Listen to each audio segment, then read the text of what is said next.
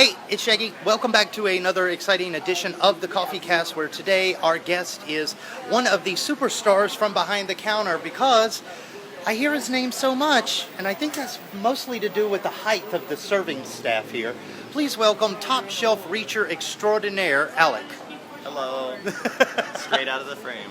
Right? It's like, let's see how far this will actually go. Oh my God.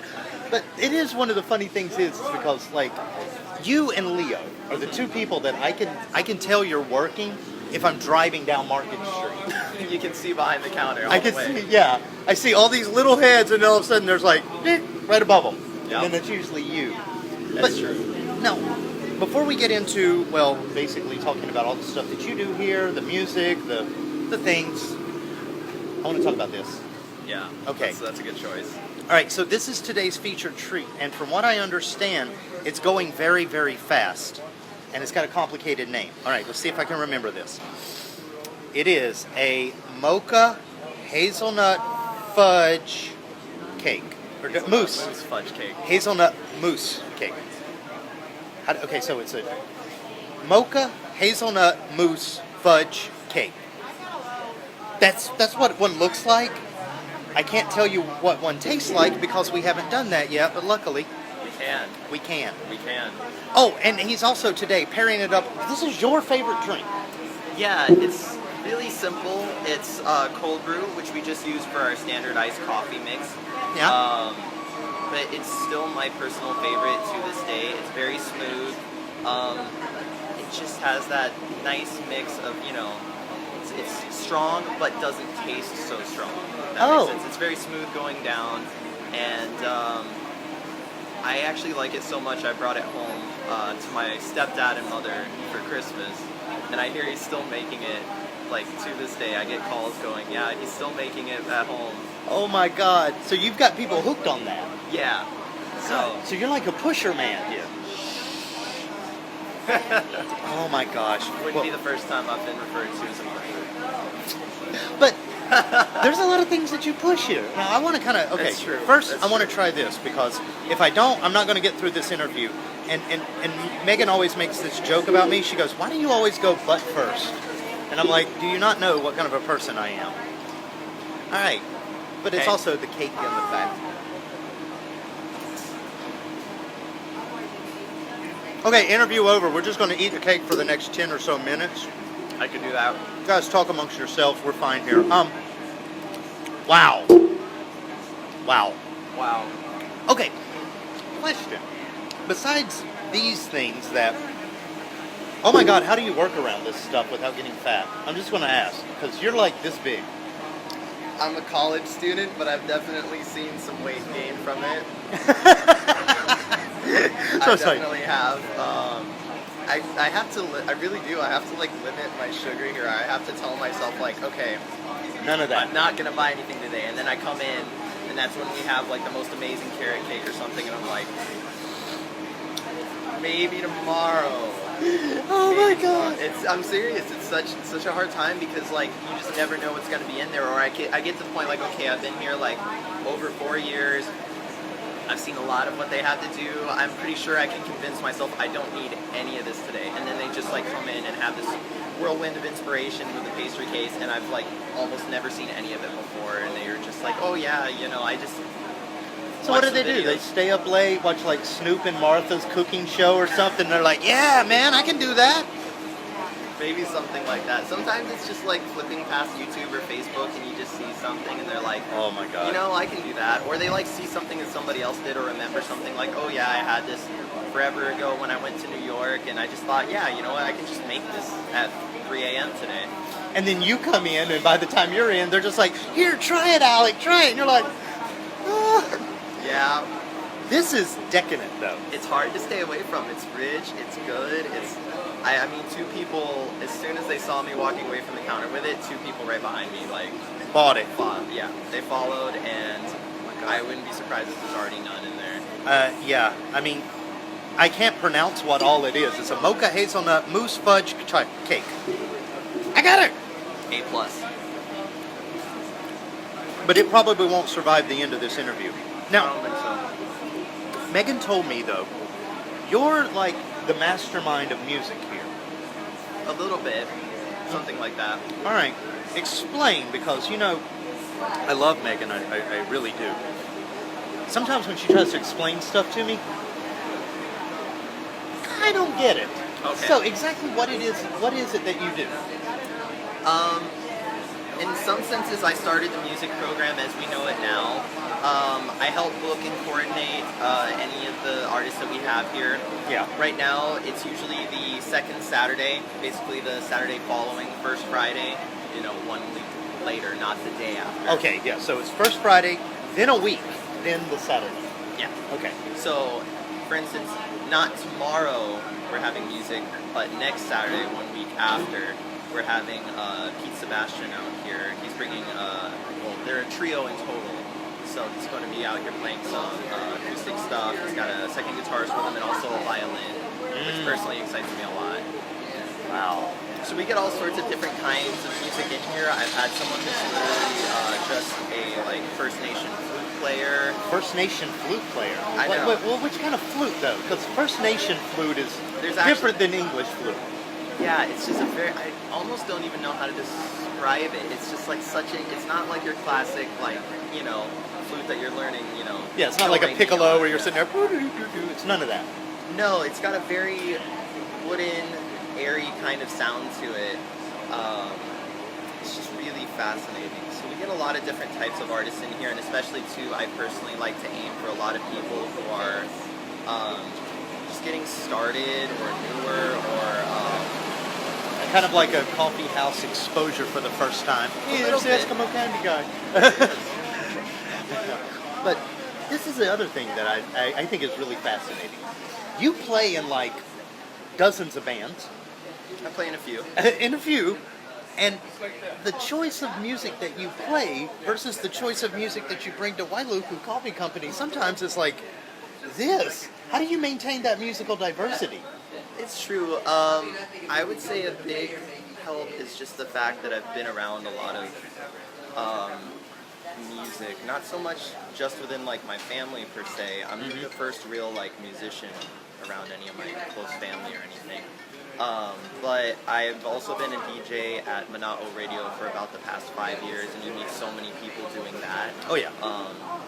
Part of it is too just I really love music. My preferences are very strange and not necessarily coffee house type. Okay, well give me an example, because I like Leonard Cohen, and everybody is like, whoa.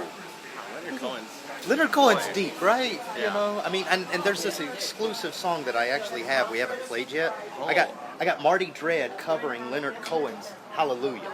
Oh boy. Right? And That's it's fun. Yeah.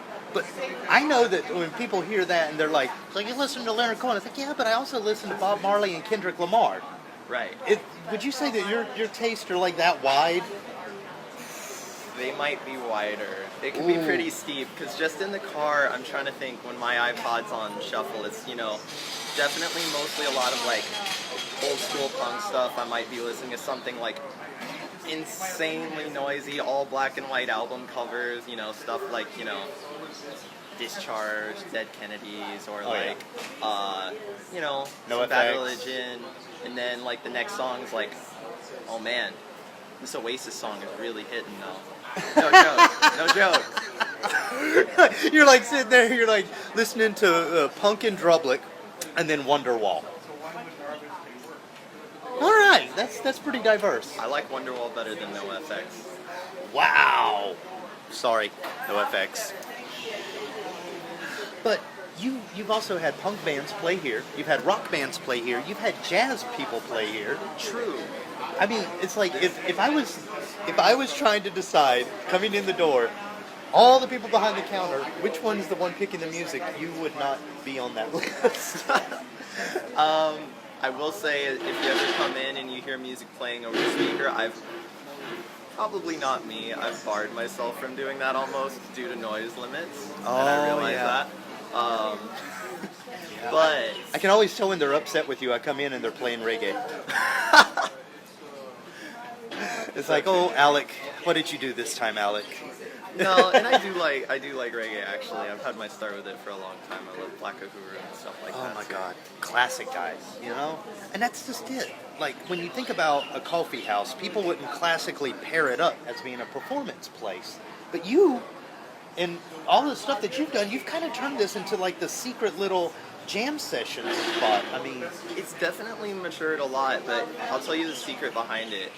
My first experience with Wailuku Coffee Company was not working behind the counter. My first experience with it was actually playing my first show ever. oh, so you were like hanging out one night and you're like, man, this band thing doesn't play. Maybe I should make some coffee. Well, a little something like that. Yeah. So I was already working in coffee and had been since before I moved back here. Okay. And I had just started playing in a few bands. Like it literally fell in that I met some people while at Monotto Radio who were doing a punk show that I ended up becoming a co-DJ of. I went to see one of the guys' bands practice, and he was like, yeah, you know, if you write songs, we should play some of yours or do something. I thought he just wanted me to take pictures of their band, because I used to do that too. I used to have my own zine. I'm like, okay, cool. And then he actually, like, drug me into playing stuff, and then eventually he really wanted more people to play. So my now bandmate Jose just decided to like spring it on me and announce one night that my band was added to this show that was coming up right here at Wailuku Coffee Company. 3 days before that show, their bassist at the time broke his arm, so I had to learn all of their set too. Having never played once in my life, I had to just play 2 sets back to back. And that was my first experience, was just literally right behind us. Wow. And then from there you were just like, you know what? I think I kind of like this place. I definitely figured out I liked it a lot, and I really liked the people, and especially too when I was looking to like, you know, move on, you know, from the job I was at the time. I was like, that was it. So they really already knew who I was by the time I walked in. And you know, they were like, okay, you already make coffee. Well, let's see how this goes. And here I am. I know. All this time later, they haven't gotten tired of me yet. Well, from what Megan tells me, you do an exceptional job of picking out the bands. This month, of course, we've got Pete Sebastian coming in with his trio.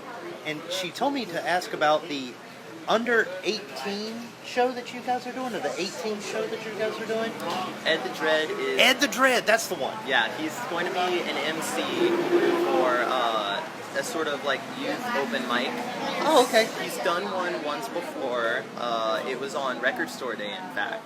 Okay. So he gathered up a bunch of kids from, mostly he is a substitute teacher, so it was kind of kids he knows around that. Yeah. They have, you know, musical talents they want to showcase, but they're, you know what I mean, you're maybe in high school, you're shy, you don't have a band, you don't have this, you're just trying to get a start, and he just tried to make an environment where you could just read some poetry or do whatever and just get that little taste, that little start.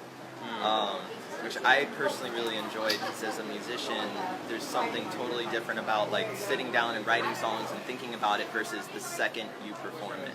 Wow. It's completely different. It's a completely different animal. Now, So, I want to ask one thing, because we're going to run out of time if I don't, but I want to ask, out of everybody that you've brought in here, your bands included, which was your favorite performance at the Wailuku Coffee Company? it's really hard.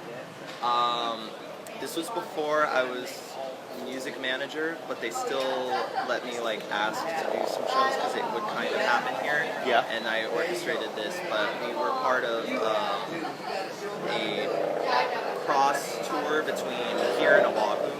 It was all these different like punk, indie, DIY bands that all the Oahu bands came over here the first weekend, and then the following weekend all the Maui bands came over there. So this was the pre-show to all of it. They let us add on another show, and this was the Invasive Species tour back in 2016, and everyone who performed there was a few bands who are no longer together. It's Ora Bora, TV Microwave, and Poncho. Actually, none of them are together at this moment. Wow.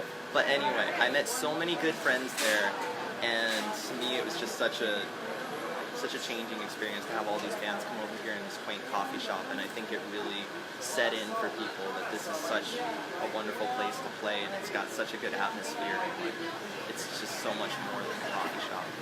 Well, come by and check out Alec any day of the week. And as for me, we'll see you on the next coffee cast. As I'm going to try once again to eat this unpronounceable cake. Have a good day. Together. Oh, that's winner. So good.